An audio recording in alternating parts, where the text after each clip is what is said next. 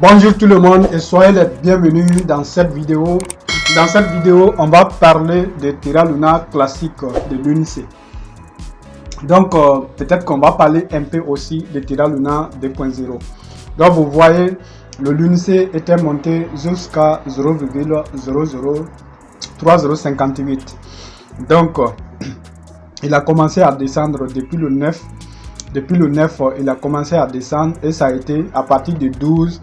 Ça a été catastrophique. Bon, on peut dire que la suite a été brutale à partir du 12. Voilà. Donc, pourquoi il est en train de baisser comme ça? Donc, moi, j'avais déjà prévu que ça va baisser à un moment donné. Donc, le 12 principalement, j'avais prévu que ça allait baisser. Pourquoi? Parce que les taxes BERN là, c'est-à-dire les taxes sur les transactions qui vont être implémentées par Binance par exemple, ou bien par les autres échangeurs, c'était prévu, au préalable, c'était prévu pour le 12. Donc, on savait déjà que les gens étaient en train d'acheter avant le 12. À partir du 12, ils vont vendre. Ils vont vendre tout simplement avant l'implémentation des taxes. Pourquoi? Parce qu'ils ne veulent pas payer les frais.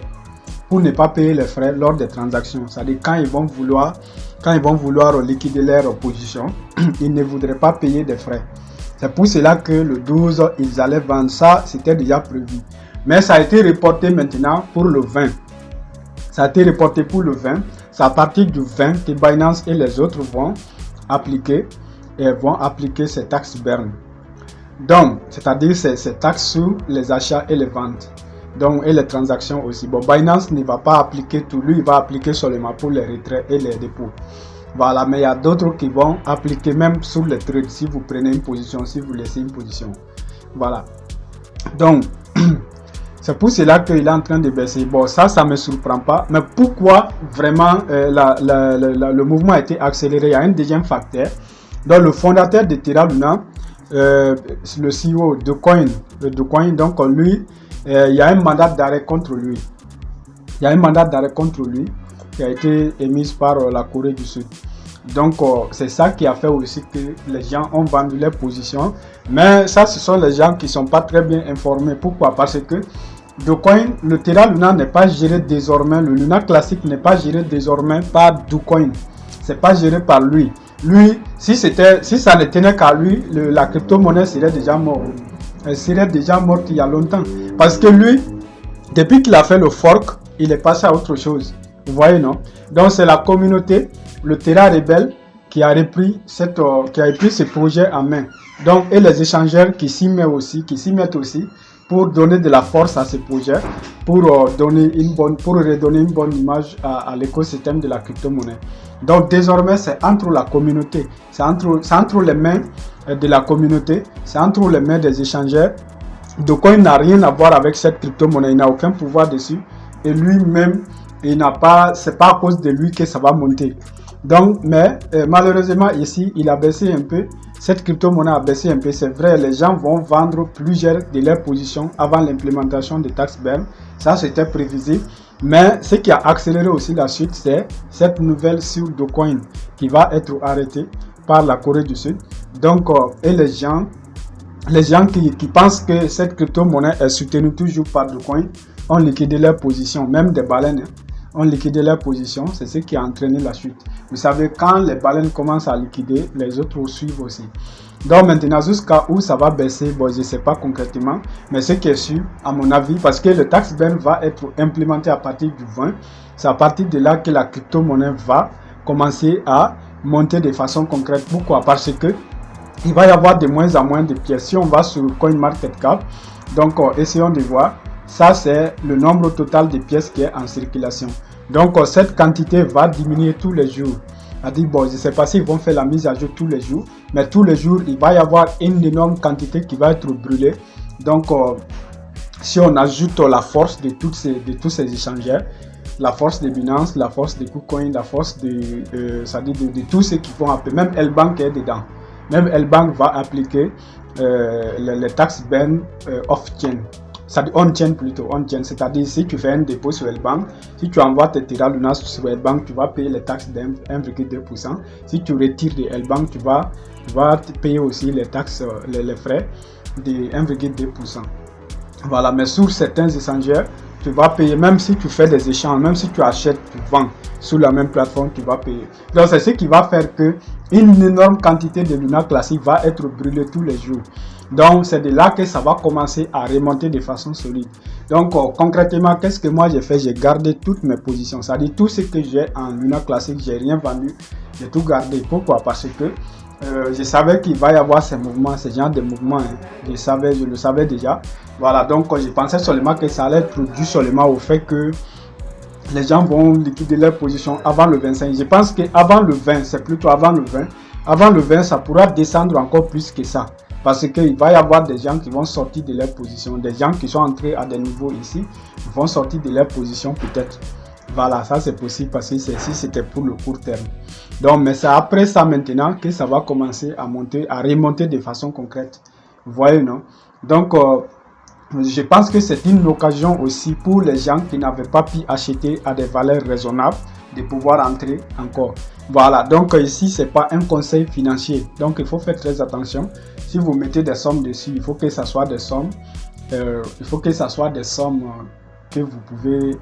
Voilà, dont vous n'avez pas vraiment besoin dans l'immédiat. Ça doit être des sommes. Donc, même si ça disparaît, ça ne changera pas grand chose. Vous pouvez mettre ce genre de somme parce que c'est trop descendu là, c'est à 0,3025. Donc, vous pouvez en acheter 20 000 pièces, 40 000 pièces, 100 000 pièces avec moins que rien. Voilà. Donc, c'était pour vous présenter ça. Donc, le Terra Luna, selon moi, rien n'a changé. Hein. Selon moi, le Luna classique, rien n'a changé. C'est seulement, voilà, donc ce sont des événements qui arrivent avant l'application de TaxBurn. Mais quand TaxBurn va être appliqué de façon concrète, ça va commencer à monter petit à petit parce qu'il y aura la réduction des supply. Donc il y aura également, quand ça va commencer à monter, il y a des gens qui vont venir se mettre au-dessus aussi. Voilà, pour acheter encore. Voilà, donc en tout cas, c'était pour vous faire une vidéo sur ça aujourd'hui. Donc Luna avait explosé, le Luna 2.0 avait explosé l'autre jour aussi. Regardez ici, lui il avait explosé. Mais en tout cas, moi vraiment j'avais des regrets hein, quand lui il a explosé parce que normalement j'ai pas fait attention à son graphique, sinon j'allais acheter tout simplement. Imaginez, il a fait tout ce temps dans cette zone là. C'était trop ça. Donc on appelle ça une accumulation ça. C'est une période de temps où les baleines accumulent, où les baleines achètent et ils évitent de faire monter le prix pour en accumuler le plus.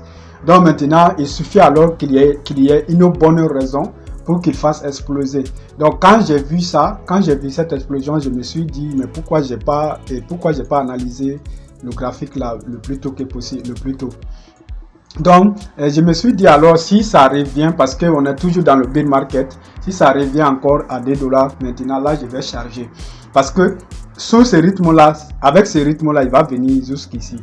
Il va venir jusqu'à 1,9, 1,5 même, c'est possible. Donc maintenant, si jamais ça revient là-bas, moi je vais acheter. Vous voyez, non? Il va acheter parce que il est possible qu'à un moment donné, bon, si cette crypto-monnaie, si ça va se relever, à un moment donné, ça va monter encore vers les $7. Donc encore mieux, regardez ici. Regardez ici, bon, c'est tellement long en haut. Cette crypto-monnaie était vers les $100. Vous voyez, non, c'est une crypto-monnaie qui avait déjà atteint les $100. Bon, dans sa version, bon, quand il a été même listé sur Binance, vous voyez, il était monté, c'était pas $100. Bon, je vais essayer de rétrécir ça un peu pour voir là où jusqu'à où ça a été allé. C'était trop loin en haut.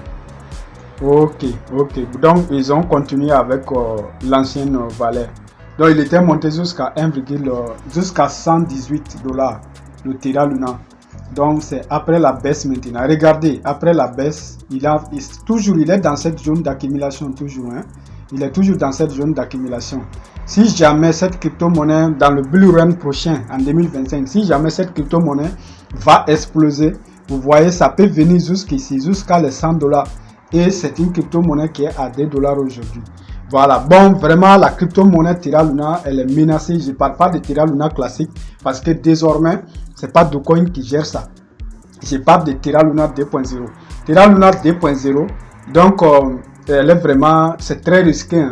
2.0 elle est risquée.